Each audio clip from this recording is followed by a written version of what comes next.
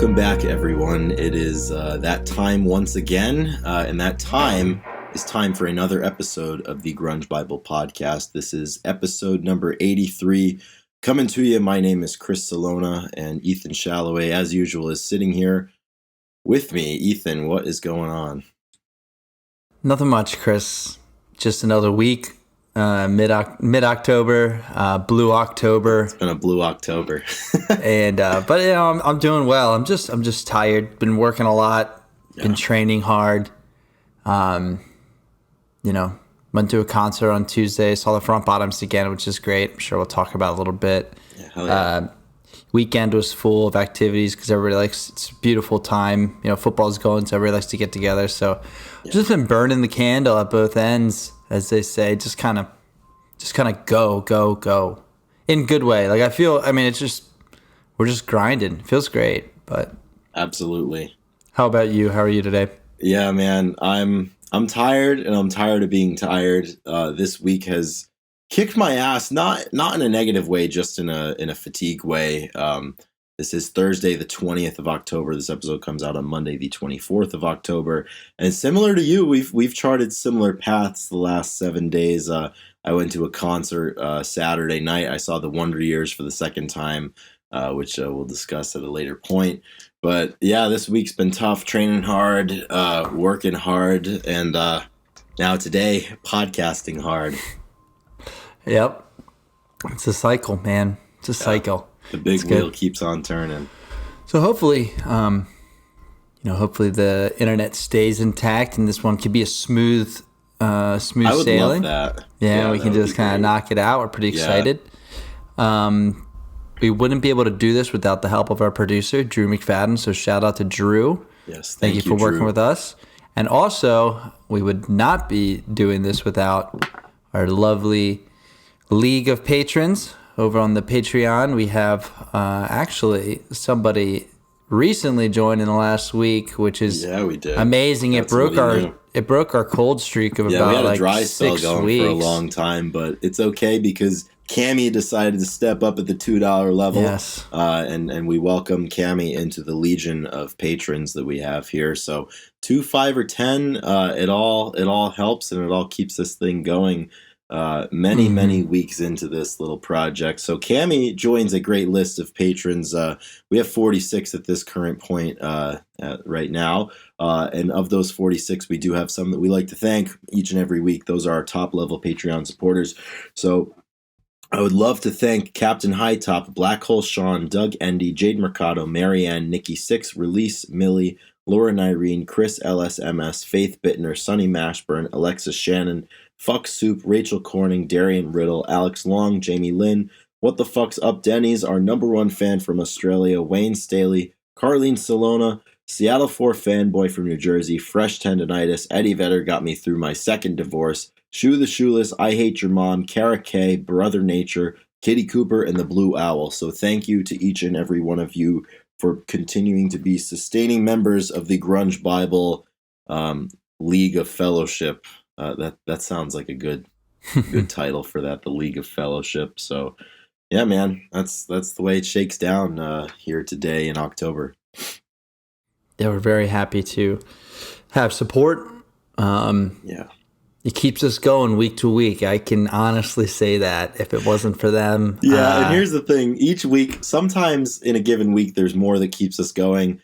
But at the very least, when there's nothing else that keeps us going, we have 46 people that keep us going. So that's a good support tank. And I think this week it kind of, there are 46 things keeping us going. There's not much else right now. Oh, man, I hate when we sound so down. About certain things because we do love it. I'm always I love thinking that people really do look forward to downloading this on Monday to start off their week. I have podcasts that I listen to religiously, so it makes my heart happy. I'm happy that we can be that for somebody. So if you're listening right now and this is your first time and you're like, what the hell are these guys doing? Timer. Give us a good fighter's chance to go back and listen to some old episodes, pick and choose, and we'll be back next week because we always are. Absolutely. We don't miss. No, we definitely don't. So with that being said, let's get into the episode. Yeah, let's get into it. So episode 83, it coincides pretty nicely. By the time this comes out, it'll have happened a few days ago, but Pearl Jam's second studio album, Versus, recently celebrated a birthday on October the 19th. This episode celebrated its 29th birthday, so it came out on the 19th of October in 1993. And we figured there's no better time than now than to get into some verses. And I know this one has some crowd pleasers on it. It's got some personal favorites of ours. It's got some deep cuts, and it's got a lot of songs that make you think. So really, really excited to kind of chat about that today.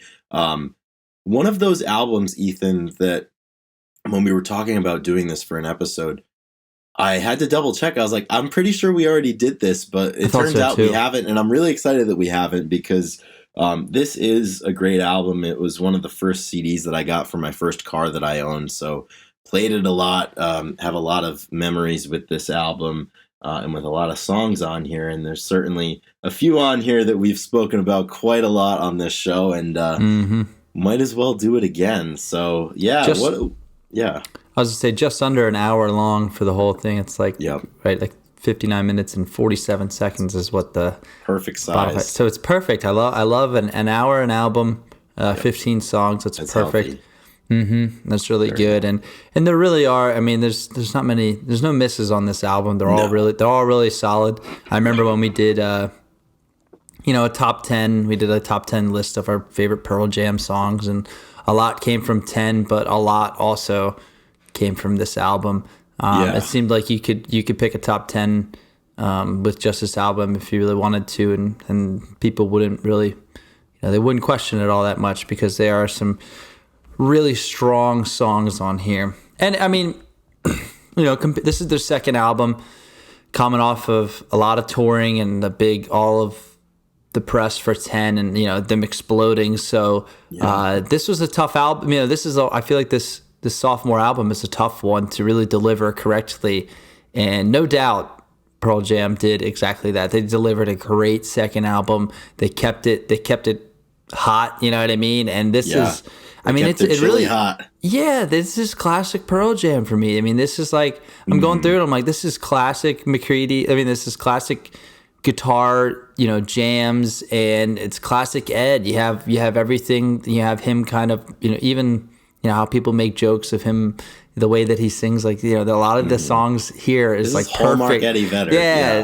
this is Hallmark. This is what you see on the commercials and stuff. And I wish, of course, I wish that I was there when it dropped. I wish that it was like it was totally brand new music, and I got to hear it because it would have. I would have loved it. You know what I mean? Like, I really would. It would have been so cool.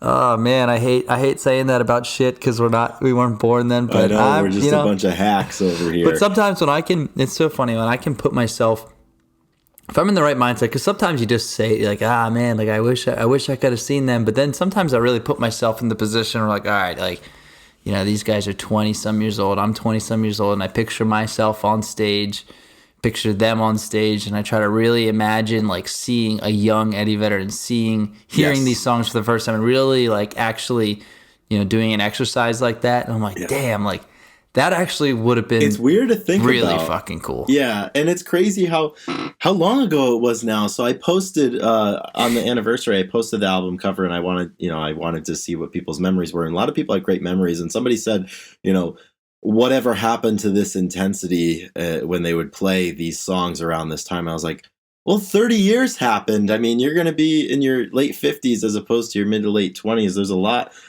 that happens. But going back to what you said about it being the sophomore album and the pressure that was on them, I mean, I don't think there's any greater point of career pressure for musicians and for bands than after that first big album to follow it up, because now you've been introduced to an international audience and you have millions of fans that are expecting something and when your name is on that something after they know you for that first big thing, you have to deliver. And, the pressure, Ed and the whole band really has spoken about the pressure that was on them at this time. And, it's kind of one of those things that proves that adage to be true, from pressure comes the diamonds. And this one is really, really fantastic. It's got to be, I think 10 is always my favorite because it's the first, but, if it's not 10, it's got to be Versus. And it's so diverse because it's such a Pearl Jam record and it's such a follow up from 10, but they introduced a lot of different elements to it. I mean, you have your first big presence of acoustic guitar. You have a new drummer in Dave Abruzzese. You have different musical influences, and you have for the first time, all 5 members of the band getting writing credits on this, and it wasn't just Stone and Jeff bringing stuff in. They were jamming a song at a time and creating music that way, and it's really just a holistic effort, and it's very complete. Yeah, it's so complete. It's got a little bit of everything. I love, you have some elements of funk on this record. You have, I mean, and obviously Ethan, being a drummer yourself, I mean, this album is just a drummer's delight in the talent and the ability and the creativity that's on display here. I think along with every other Pearl Jam fan on the planet, that's the first thing I think of, and right from the get go with the first couple of songs. And Ethan, I have one good caveat and background piece to share about the recording of this album that I think you'll appreciate. Haven't had a good this is the first PJ proper story. Yeah. A good recording story. We had a few of those back in the early episodes. So this is good. What do we got, Chris? Yeah. So, this is the first album that they worked with Brendan O'Brien on, and they've done countless things with him. First one for Dave Abruzzese as well. Like I said, is the first one that Stone and Jeff just weren't coming in with finished songs, and they were working out the arrangements. That most of the songs are born out of jam sessions. But my favorite thing is the way that this album was recorded. A lot of times the music would be finished or damn near finished. It'd be well along, and Eddie would come in to write the lyrics. But the record label put the band up in Nicasio, California to create this record. A little bit different than their Seattle digs. And Eddie Vedder has said before, especially at the time, how hard it was for him to make an intense record and to access the parts of his mind that he needed to write for this record. So he got in the habit during the recording of this record. He would drive his pickup truck to San Francisco and sleep in his pickup truck rather than stay rather than stay, at the compound with the rest of the band. And that's just like a classic instance of, I think, a young Eddie Vedder, where just he approached it with such intensity, and every little thing seemed to matter so much to him at the time. And it's always one of my favorite Ed stories. It's like, fuck this, man. He's like, I can't get into the mindset to write about what I need to write about. I can't do this music justice, in this environment. I got to get out of here. So he hops in the pickup and he roughs it for a little bit. So I always thought that was really cool. And yeah, just the way this record was written, I think you really see a lot of the band as a whole find its stride here a little bit, where people are able to collaborate and in real time work out ideas and work together. And I think Stone and Mike, the guitar brothers here, this album is, I think, the beginning of their creative union, where they're just, layering rhythm and lead right on top of one another in such a cohesive way. And Jeff's great on, I mean, everybody's great on this one. It's really, really awesome. I love it. Yeah, I think the chemistry of the band comes through a ton for this album, and you make a lot of good points. I mean, it was their first full project and full delivery in a product, and I think that's something that they were still really set on producing. Not that they aren't, not that later albums aren't or something, but it was still such a desire to have a complete stuff, all the way down to how they packaged it and how they what was the lyrics and the picture, the album cover and stuff, and there's good story behind that. And so I think I really do like thinking of it as like, it's almost it feels like the band's first album. The first album was what it was. Wasn't just like Stone and Jeff Enterprises hiring a singer. Exactly. It's not like, the Foo Fighters' first album was all Dave Grohl, you know what I mean? Right, exactly. It's like the first collaboration where everybody probably felt really, they just, super involved and super integrated in a certain way. There's no more Mother Love Bone demos that get reworked, and there's none of that. It's, they're walking in here with ideas, and they work them out together and they create them together, which is really cool. And just as we get into the track list, it starts with Go, and I think this is such a great introduction for what Dave Abbruzzese does on this record. But it's funny because I always forget about Go, because for me, the second track, Animal, is like, in my mind, like if Go is like the soft launch of like, hey, like we're open and we're ready to go, but like no one knows it yet. Like Animal is like one of Pearl Jam's just greatest hard rock as fuck bangers that they've ever created. And you know, it's got the lyrics 5 against 1, which was going to be the title of the album, and just the drumming, the rhythm, and like I said earlier, Stone and Mike just you know, showing us, you know, in these first couple of tracks, but especially Animal, just getting ready to show us exactly what they can do together now that they've known each other for a little bit. They've played a lot together after the tours, and man, you got to buckle in as soon as Animal comes on, I think, because and those two songs, you know, the rest of those two songs go so well together too, going right from Go to Animal. It's just it really is some high energy, kind of picking up where they left off from 10, and but doing it a little differently, like you said, and just those two songs are like live performances are some of you know, they're just quintessential, you know, Pearl Jam stuff. You know, you go to, like I said, you get the Eddie Vedder kind of like rambling singing, and then you got the everything kind of mutes down, and the band's playing the riffs and playing behind the drums, the drums, and they they just kind of go, and no pun intended. So yeah, this is a great great first two songs. Yeah, it's a hell of a way to go, and another theme I think on the record is, I think if there's one thing that Eddie Vedder has always been as a lyricist, he's always been very ambitious with the subject matter that he covers. And, you know, with the 10 record, a lot of it kind of was, I think, coming from a place of introspection, whereas a lot of verses, it seems to come from a point of his perspective, looking out at everybody else and looking out at the way he's treated now that he's famous, and just the conditions of society. And, you know, we'll get to some of those songs in a little bit. But after Animal, we go into the first ever acoustic driven song from Pearl Jam, which is The Mighty Daughter. This one has become a crowd pleaser for many, many years, and it's a great song. Funny part about this song, Mike McCready has said before that of all of the solos that he's done for Pearl Jam, this one was the hardest one for him to get down and for him to learn. And there's a great performance of, I forget which late night show he was on, but they played Daughter. It might have been Letterman, and I guess Mike McCready was drinking at the time. I think this was before one of his rehab stints, and he's just like blacked out drunk, just like hammering Daughter, but like he doesn't miss a note. But Ethan, do you like this song? I feel like this is like one of those songs that everybody knows from Pearl Jam, that it's kind of become a cliche, like, oh, don't call, this is kind of the meme song for them, for sure. Yeah, but I mean the subject matter of like the abusive family and everything, people never realize Pearl that. Jam, like a lot of the songs that become memes like have very serious background behind them, like Even Flow, obviously, and Alive. I mean, there's some serious shit going on, but yeah, Daughter's this always one was been. Like I think that this is probably the first Pearl Jam song I heard, to be honest. I think this was my intro into it, and I really liked it for a long time. We always had a joke because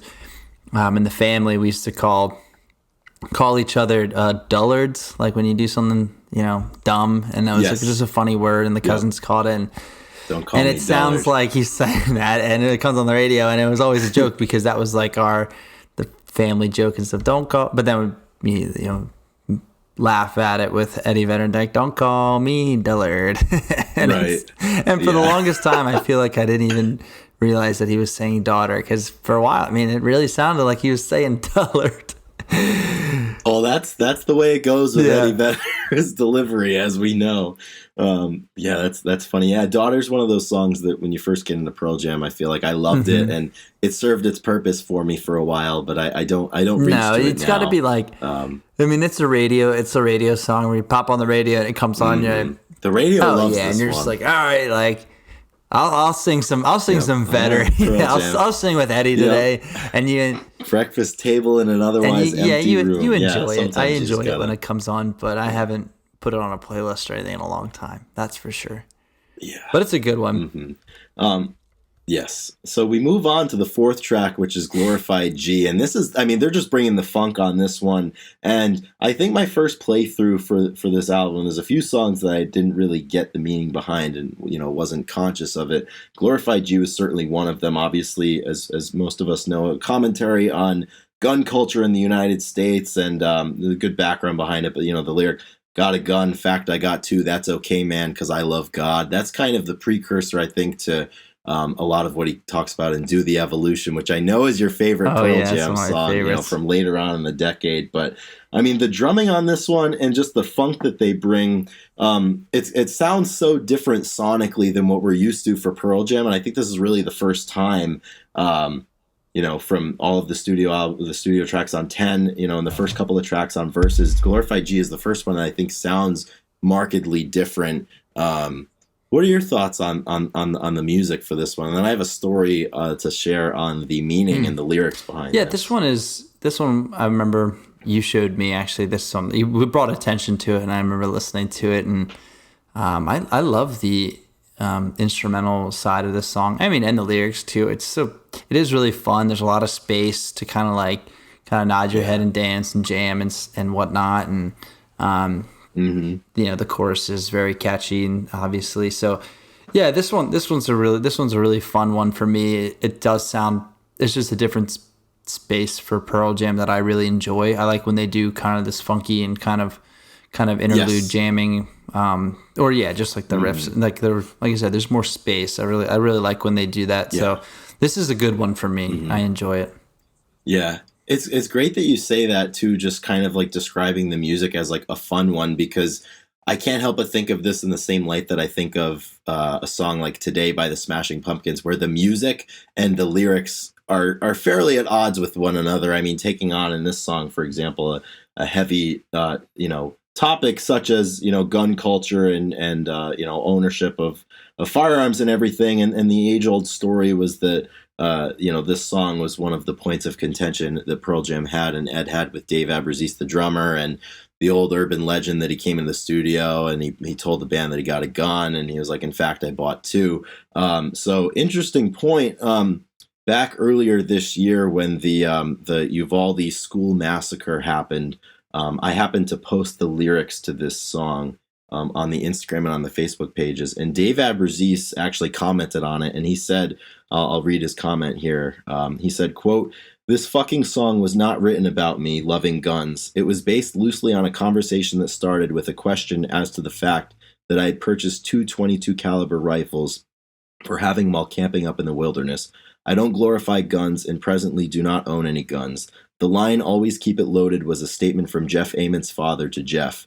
To be associated with the idiocy, cowardice, and hatred behind people shooting people is sickening." So really interesting, because I think a lot of people, including myself, have gotten that story wrong over the years. And for him to comment on it, on something that we posted, I thought at the time was really interesting. And I think it's really important to share, because I think, depending on your views, you either, vilify Dave, or you vilify the band for kicking out Dave because of his views. But I mean, from Dave himself, it kind of talks about that's really not how it was. Yeah. But I remember when he posted that, I was like, oh shit, right. Like that's awesome. That's awesome that he posted that, and kind of said that's so tough. Because I'm sure it must have worn on him for a while, because you got people that people are shitty on the internet. Yeah, and they're not going to see or hear maybe that voice, that side, because history is that stuff that I feel like that's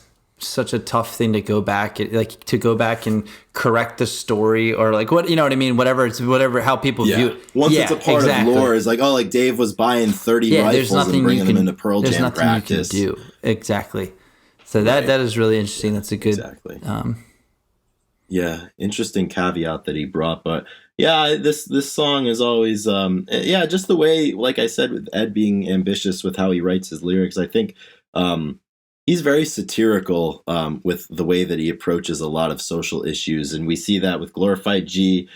We certainly see that with Rats later on in the record. So, I've always appreciated the way that he writes about social issues, where it's like one of those things where if you're not listening, you might not catch it, so you might not get it, so you might not understand what he's talking about. But Glorified G, great track, makes you think, and like you said, kind of gets you grooving. But the main attraction, as far as I'm concerned, on this record is the 5th track, The Holy Grail, the Mother of God, the meat, potatoes, and side dishes, whatever, is Dissident. I fucking best song love of this the album, song. hands down. A Dissident is here. This guitar, the opening guitar riff, saves our lives. It saves our life. And Ethan, like behind closed doors, you and I talk about a lot of grunge and a lot of Pearl Jam just not doing it for us anymore. This song will always fucking do it for us. It always comes through. It never lets us down. Yeah, this song has the staying power that people, look for and strive to create. And sometimes all you need is that guitar riff to really kick things off. And Ed's vocal performance on this track is just unbelievable. I think the band as a whole, but I think Ed as well, as performers and as artists, I think they peak at this album. And I always think on this song, the way that the lead and the rhythm guitar is layered, because you get Mike with that, big lick at the beginning, but Stone's rhythm is great. I mean, it's so catchy. And when you get to the bridge where everybody's just hammering away, like it kind of makes you float. It makes you feel like you're floating. And that's a feeling that I don't get all of the time. The first time I heard like the Alive intro where, the drum kicks in and it's starting to go, it kind of feels just like it's carrying you.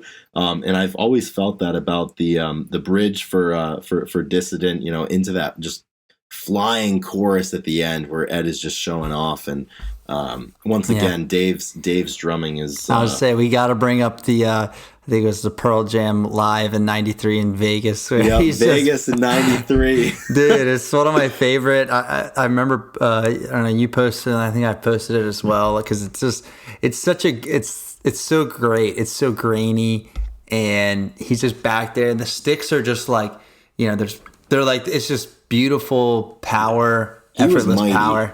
Yeah, that's like one of my favorite.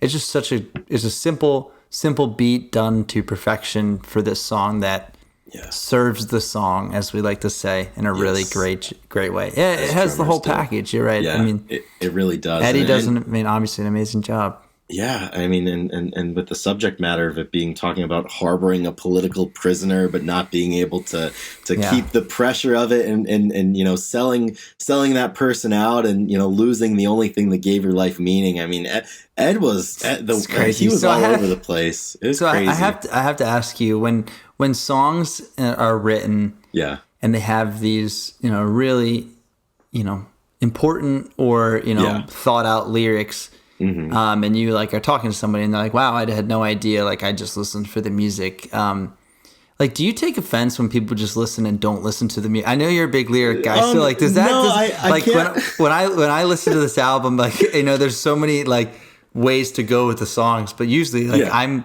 not shallow with the lyrics at all, but I don't. Well, it's just not what you focus on. And I cannot, I'm just bad with words and knowing lyrics, and then even getting the songs, not getting them mixed up. So I listen to it, and it's always the last thing that I get to with certain songs. Yeah. But I know that it's really common where people have no idea. So does that kind of rub you the wrong way when people don't? I don't think it does, as much as I think you would like to think that it does, and maybe it actually doesn't. I'm just being idealistic here.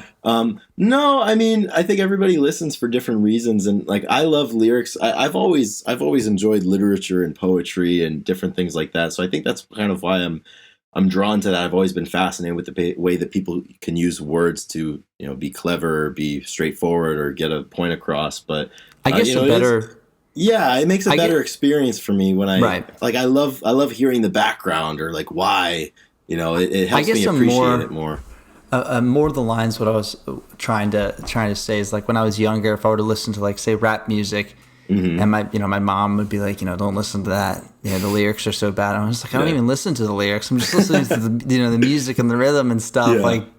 because I feel like with rap music, I did that a lot too, where you listen. 100%. Or like when you're a kid, you're listening and you might be singing along or humming along to songs that are discussing heinous things that you don't even know what they mean. I know we've all probably had that experience. I don't listen for the lyrics. I just listen for the music. I've said that so much. Depending on how old you are, like the first time you heard "Lollipop" by Lil Wayne or something. It's just we've all got that song where it's or Laffy Taffy by D4L. Oh heck yeah, that's what I mean. You weren't expecting to get a Laffy Taffy reference. Last week I hit you with the E.E. Cummings, and now we're going to Laffy Taffy.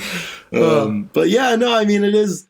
I mean, whatever you want to do. I don't take offense. I just I think it's part of the picture, you know. It's but people appreciate different things about art. So, and also I didn't write this. Like if I wrote it, maybe I'd be a little upset. Like, hello, this is what I'm talking about here, but I had nothing to do with any of this. So I can't gatekeep it, I guess. No. I mean, I'm not even kind of going there, but it's just funny. It's like it's also like in the weight when you listen in the weight room, and it's like you got to play songs that are, clean or the clean version. It's like if you're listening, if you're listening for 4-letter words while you're back squatting, like you got to focus up a little bit here, man. But kind of speaking of songs that, for me, being a lyrics person, that I listened to for a while and I didn't know what it meant. The next song, WMA, off the record, I had no idea that it was about racism and discrimination and whatnot. And I remember when I was first getting into Pearl Jam all those years ago, I saw the line like he won the lottery when he was born, and I was like, wow, like that's like a really big, like I'm happy to be alive, like I got chosen. But as I learned and certainly, unfortunately, I think this song has even more relevance now, and its relevance hasn't certainly decreased, which sucks. It's just one of those songs that the first time I actually read the lyrics, I was like, holy shit, like he's writing about this stuff, and this stuff's important, and it just sucks, a lot of these issues that people wrote about 30 years ago in Ed's case, or even 40, 50, 60, 100 years ago are still prevalent. But musically, this is the most un-Pearl Jam song that we've gotten so far. You think? Yeah, I mean, it's got like, are those bongos? Like, what's going on in this? Yeah, I mean, this has like that Pearl Jam like roar to it that I think, like, I hear. It sounds like to me like the intro to Once on 10 and like the outro after Release. It kind of sounds like they were like, hey, I liked what we were doing there. Like let's make a song out of that, musically, sonically. It's interesting though. I like it, especially coming. Yeah, like I said, this where is it's situated on the record is kind of wild, because you have it dissident into this, and then you have Blood and Rearview Mirror after that. It's kind of like a nice like, at least for your ears, it kind of makes you sit a little bit. Yeah. This one, I mean, has like just like kind of powering kind of drum track in the back, and it just kind of building, just kind of chaos the entire time. It's like I said, it's like a rumble and it's like a roar like the whole time. And I don't know. I think this is the how do I say it? This is like I don't want to say like the middle of. I feel like this is a perfect middle Pearl Jam album, or middle track for a Pearl Jam album. Yeah. You kind of get this like. Yeah, it's like that kind of sonic overload, and kind of with Eddie, like, giving more or less, speech, or giving like, important lyrics and stuff over top of it. Yeah, absolutely. And I mean, some of the lyrics like, do no wrong, so clean cut, dirty as hands, it comes right off. Jesus greets me, looks just like me. For people, I always appreciate whenever artists, have a big following, they use it to maybe get their fans to think about things that they haven't thought about. And music has always done that for me. And I think this one has probably done that for a lot of people over the years. So after this kind of midpoint, as you said, we go into Blood, and on the notes for this, I just wrote in all caps, Dave. I think I could have put that for just about every song on this record. And once again, Ed's vocal delivery on this, I mean, the screaming and the intensity. I can see why he was sleeping in his car in San Francisco or sleeping in his truck. I don't know if we would have gotten this if he was tucked away in the nice nice California compound that the label put him up in. But this is another one that I always forget about. I always forget about Go, and I always forget about Blood. And I think this one was written, having a lot to do with how the media and everybody kind of uses famous people, and it's my blood, what's on your paper or whatever. Just kind of another Ed, you can feel him kind of almost in real time grappling with the fact that everybody in the world knows who he is and what he looks like now, and that wasn't the case 2 years ago. So it's kind of wild how quick things happen, and he was able to. A lot of anguish in his voice. Yes, a lot of anguish. He is angry. A lot of stress coming out. You can see this is he's unloading. Yeah, and I think with the first album, I feel in his voice his fight for survival, and then in this one, I just feel his anger. So it's kind of interesting to see that process begin, and talking about anger and talking about anguish. After Blood, we go into Rearview Mirror, which we're all big fans of, and the old story I've told a few times before that they kept making Dave Abruzzese record and re-record this song because he wasn't hitting hard enough. And then finally on the take, they got it right. He was so mad and just so exhausted that he threw his drumsticks against the wall, and you can hear it. You put headphones on because everything's better with the headphones, obviously. Oh, yeah. You put the headphones on after he hits that last note. He throws the sticks, and you can hear it. But if I remember correctly, I think this is the first song that Ed would play guitar on live, and I don't know if he. Yeah, I don't. I mean, consistently for the tenor, I don't recall him performing with a guitar very, very much. As far as Pearl Jam goes, and with Rearview Mirror, I think this is the one where he started to do it. I'm not sure if he wrote that guitar part or not, but I love this song. This is the ultimate breakup song. This is just, this is a really, really solid song, and has such a, I guess it's the bridge. I think it's the bridge is so, I don't know, fun. It's just such a good. It is. It's a really well done song. But yeah, it's classic Pearl Jam where it's hitting heavy and then it slows down and there's all this low grade chaos, and then it all just comes up and saw things clearer once you were in my rearview mirror.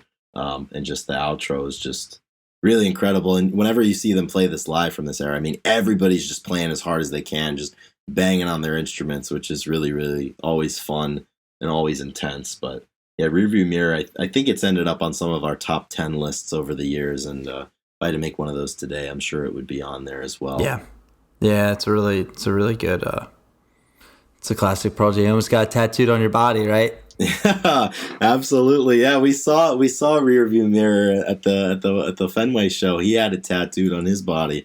This is really, really great. So then moving on after this, the funk comes back for Rats. I love this song. I just love that there's a song called Rats.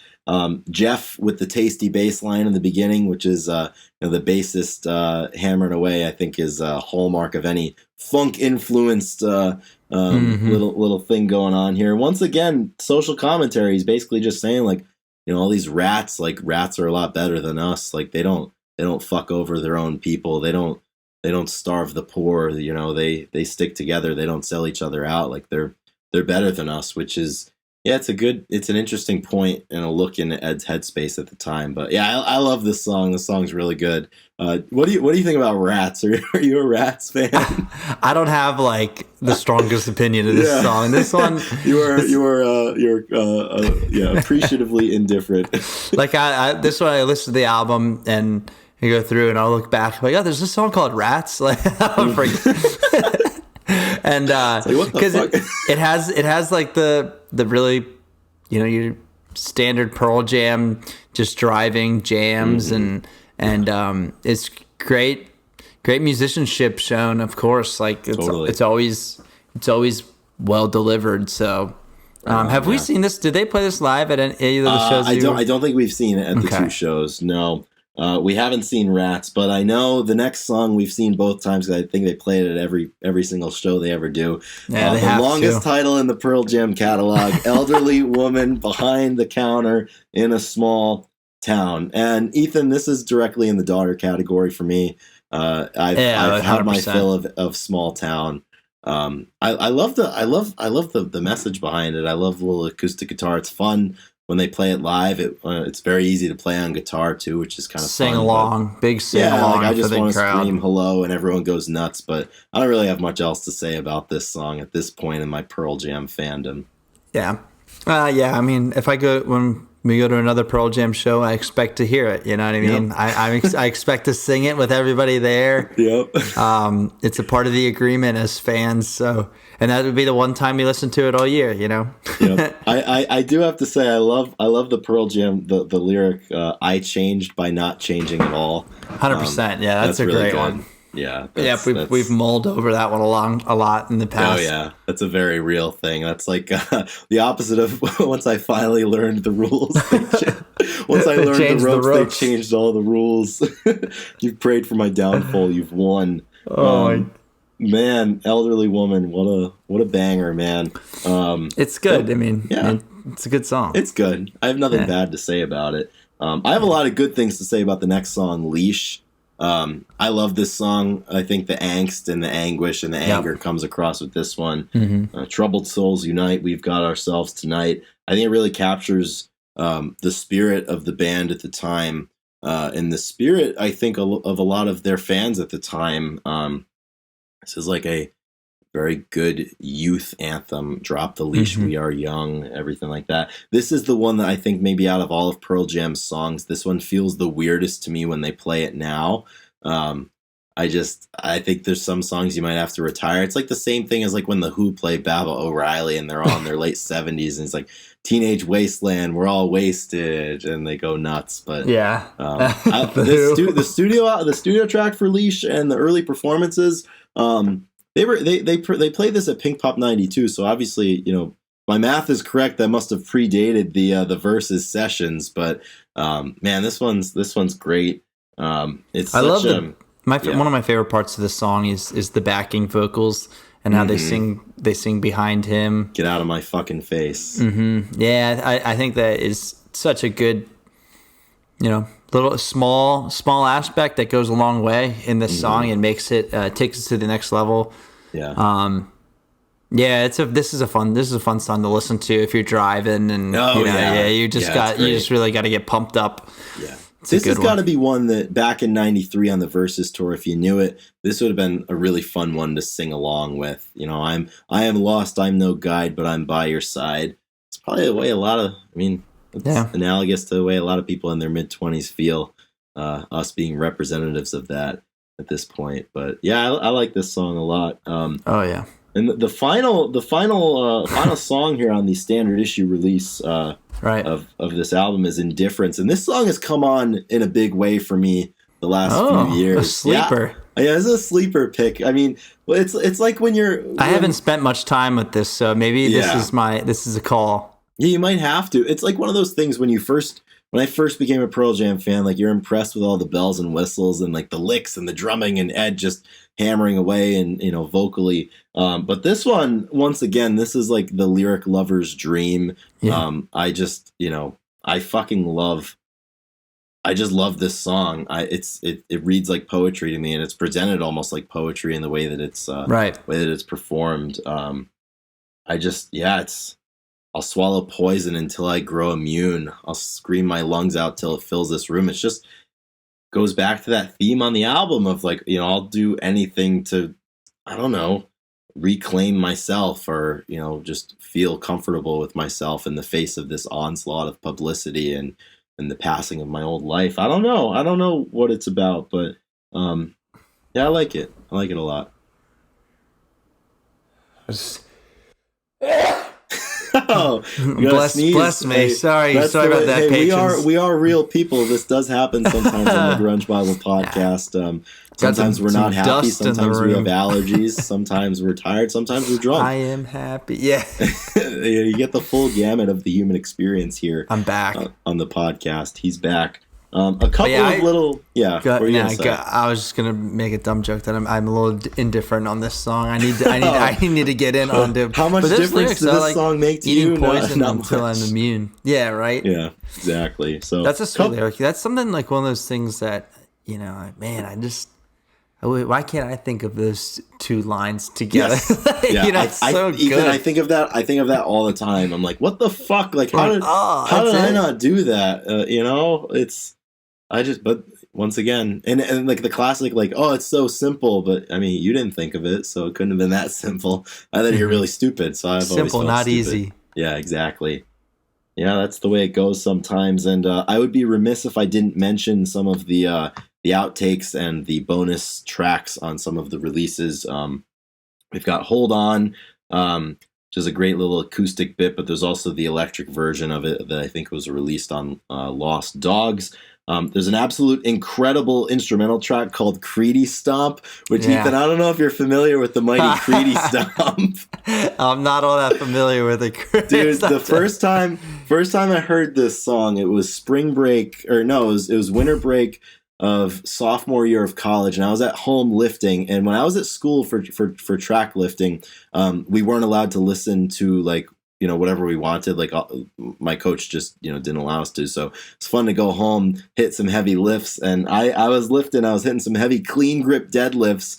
At the time, I was going for a PR double, and Creedy Stomp came on, and it got me what I needed. So I've always been a fan of the Creedy Stomp. Then we have a cover of a Victoria Williams song called Crazy Mary, which I just don't like this song. I don't like it when they play it live. I don't like Crazy Mary. I'm sorry.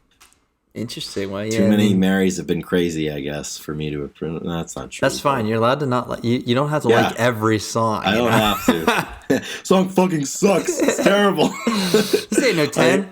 I hate this. It's awful. A couple other songs that were recorded during this time that they shelved and revisited for Vitalogy. Whipping and Better Man were also, the can was kicked around. Additionally, one of my favorite songs, Hard to Imagine, was in the running to be on this record, but it was ultimately cut because they decided that there were too many kind of slower songs already on the record. So this song was re-recorded for a movie called Chicago Cab that I think came out later on in the decade. And then finally for Lost Dogs, the Versus version of it did appear on that, and much to my happiness because I really like that. So that's the Versus story 29 years ago. On October 19th, 1993. So next year we got the 30-year anniversary. Yeah, the big 3-0. So we'll just have to repost this podcast. And just dub over all the 29s and be like 30. 30. That's what we pay Drew for. Yeah.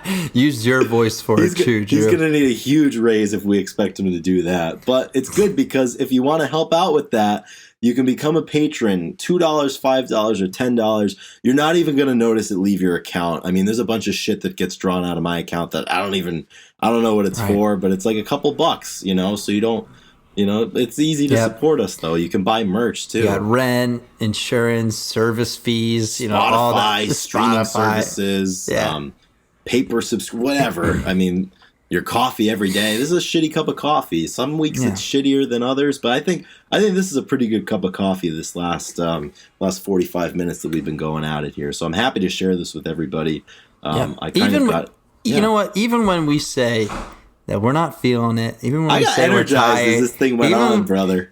We still deliver 45 great minutes, and all of a sudden we're in there talking about blood and rats. Like, I mean, we're delivering down in the sewers. We're delivering. I tell you, man, we are. So come on. If we're doing it for you. If you don't think we earned $2, then come on. Probably just stop listening to the podcast. At that really.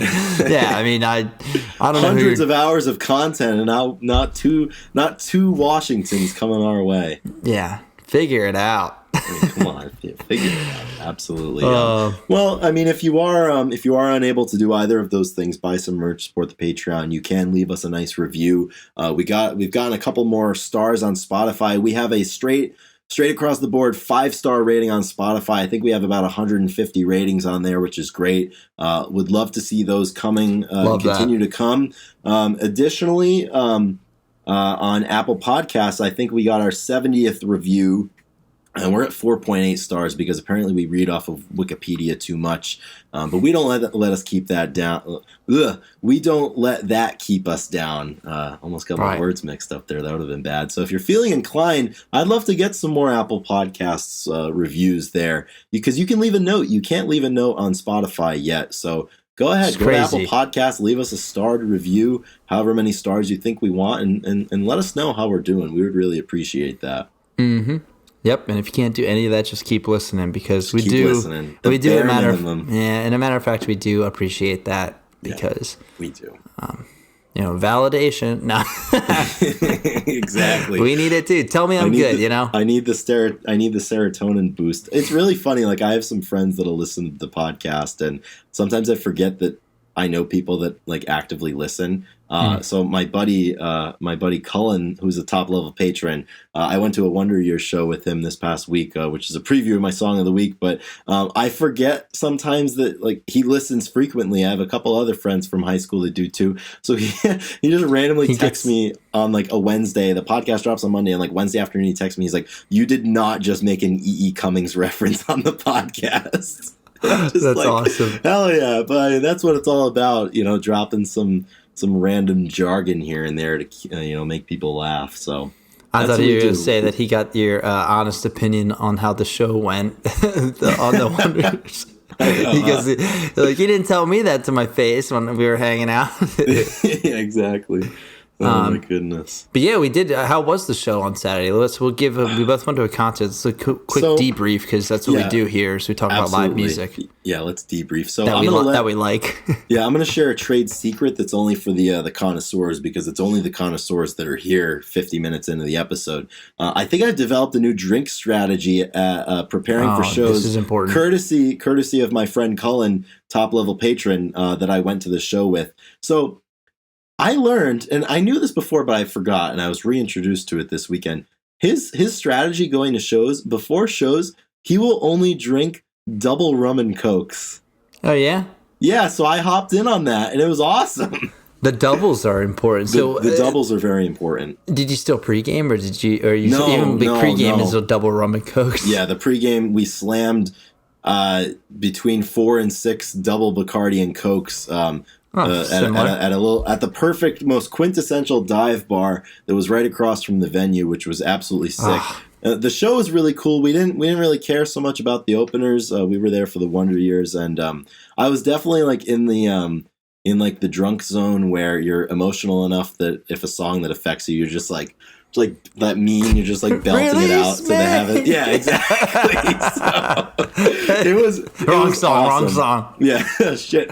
It was great. I love the Wonder Years. He took me to my first Wonder Years show a year ago, and that was really the catalyst to get me into this band. And they've been really important to me, so I'm very appreciative of that. So nice. Got to do that again, and Colin's listening, so this is great. Yeah, he's a listener. I can't wait to get the text. So he's in Tuesday, October 25th. He'll be texting me and be like, "Holy shit, you shared the double rum and coke secret." I will, yeah, and I'll shout out Cullen. Thanks for getting Chris into some emo rock or some. Yeah, man, I love that shit. It's all I've been listening to the last week. Oh yeah, it's a lot of fun. Yeah, those concerts are so fun. They're so fun. They really are. Yeah.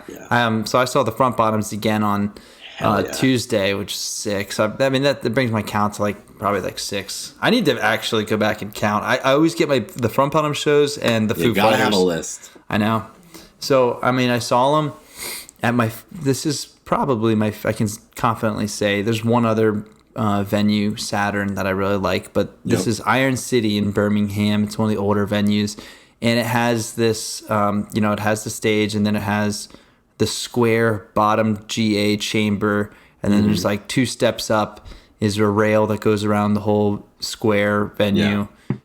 The bar is right there, right behind the back, 4 feet behind the rail, and then there is an upstairs balcony that kind of goes around and follows the same thing, and then a low ceiling and whatnot. So really great, just always really good sound, and I was super pumped for it, because that rail that keeps the chambers separated. People get intimidated, and then they don't really go down into the bottom all the time. They kind of overpack the second side of it. Yeah, they don't have the gumption to get down there. Yeah, because I got there and there was a ton of people there for the opener, Mobley, who we've seen, and he was good. He did kind of the same thing where it was good. It just was like it's hard to do everything by yourself. So he's missing a little bit, but he's probably young or early into it. But then the Joy Formidable played, and they didn't play in their show in Boulder. Yeah, and, I'm sad I missed them. Oh, dude, we got Motherfolk instead, they were great, but I was looking forward to this because you speak so highly about them. Yeah, and they're from Wales. It's a 3-piece, and the lead singer, she goes by Ritzy. It's like Rhiannon something, but Ritzy, and she is like just a powerhouse, just like a Celtic queen.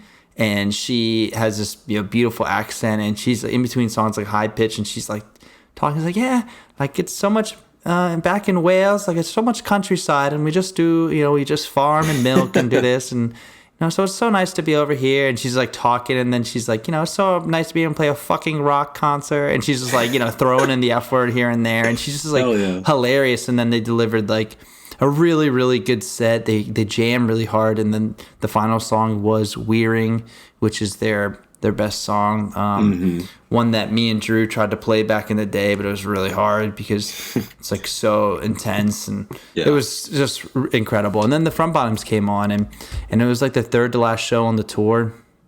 And I think I told you like they just played a few different songs that I haven't heard in a while. They opened up with Skeleton, which I love. They played Cough It Out, and they played they played some awesome songs. I was on the second layer. I was with my I bought 4 tickets like 8 months ago whenever the tour dropped, and had 2 like last second fill-ins, people like shifting, but I ended up using all the tickets.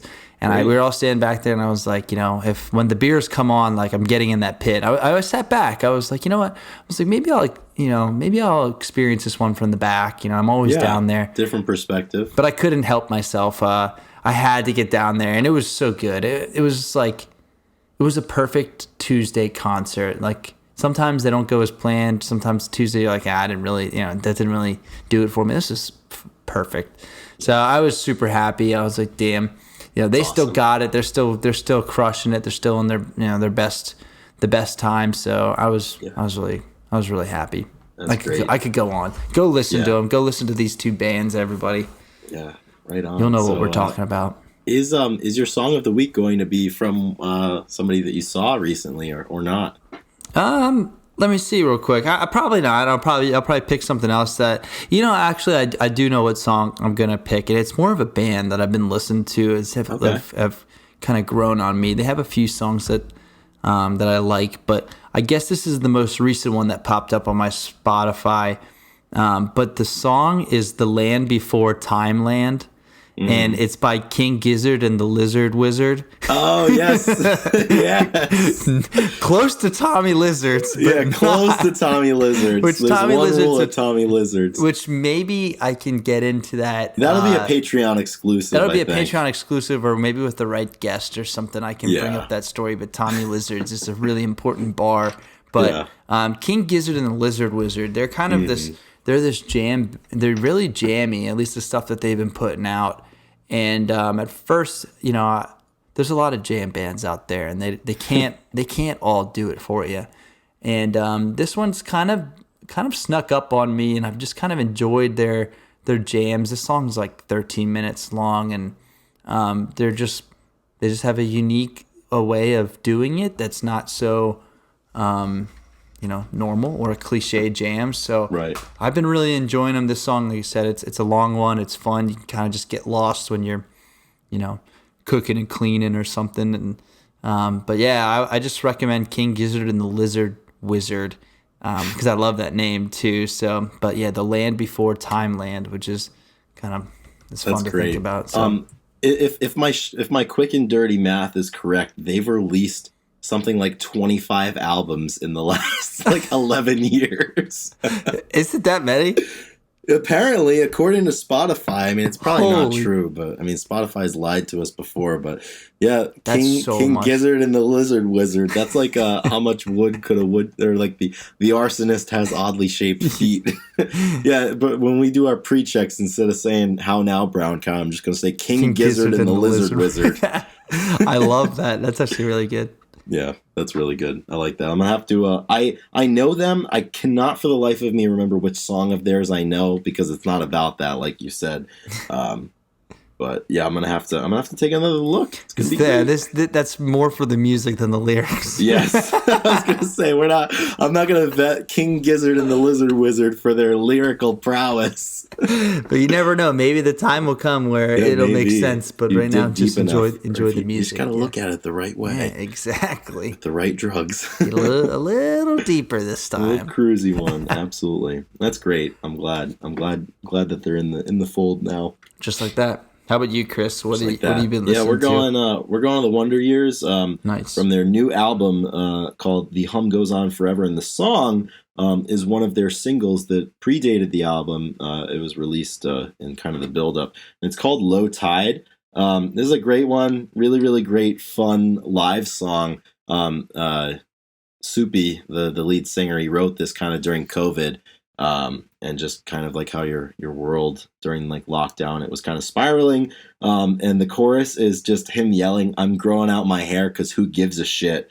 It's looking hopeless and I'm feeling desperate. I'm growing out my hair because who gives a shit?" And as someone who has grown out their hair before and is currently growing out their hair, and I've grown out my hair for different reasons, I love that. It's such a good song. And it kind of like, it's like a nice little, feels like autobiographical to me of some times I went through seemingly at the same times that he wrote the song, and it's the cool shit that bands can do. But yeah, man, I love the Wonder Years. They played this when I saw them, which was really great. So I just got to like stand there and just scream, "I'm growing out my hair because who gives a shit?" And it was awesome. Oh, also, I gotta tell you, I lost the Bumble hat again. At the concert? At the concert, I lost it again, and immediately somebody gave it back to me again. Lightning does strike twice. Dude, this hat is indestructible. Nothing will ever tear it down. Impenetrable force. Yeah, cannot take it away. No, you can't. It's amazing, dude. It'll ride with me forever. That's wild. Yeah, dude. Hats at concert. When I moshed, every time I mosh, I take my hat out. Well, that's what I did. I put it on my pants after that. I was like, this can't be trusted. No more risks. Yeah. So your hair. So you're growing your hair out. How long are you gonna go? Just to prove that I have control over something. So exactly. my do you want to cut myself, it? Yeah, I don't really want to cut it yet. It's not long enough that I want to cut it. So I started growing it out. You're not mad enough at it yet? Yeah, my last haircut was right before I visited you in March, so it's like 7 months or something.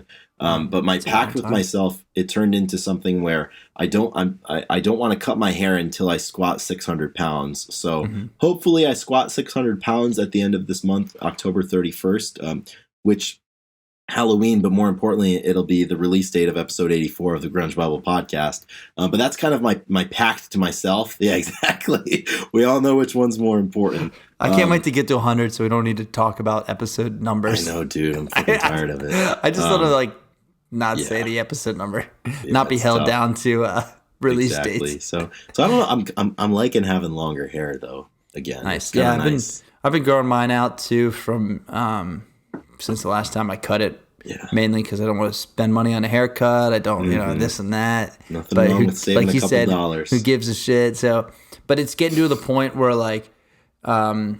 just the hair on the sides. Like I wear a hat for work and stuff, and now hats are becoming slightly. They're just becoming. They don't stay on as much if I'm doing physical. If I'm running, which I do a lot of and stuff. So all of a sudden it's not really good headgear ability. So I'm kind of it's frustrating. So I want to cut the sides, but I know if you do that, then you lose it's tough. You lose a lot of your girth. All of a sudden you have to commit to that. You have to commit to that lifestyle of keeping the sides clean. And I don't know if I want to do that because that can get out of hand very quickly, as we all know. So right.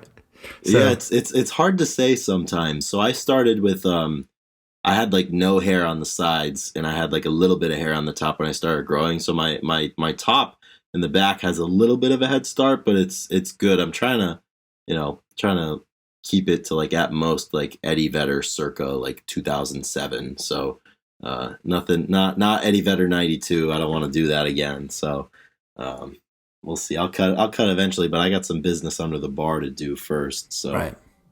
We'll see. Yeah.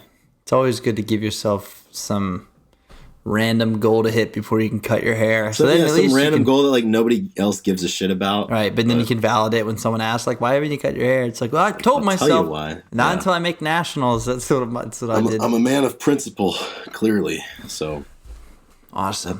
That's just how it goes. What do you say we close the book on this episode?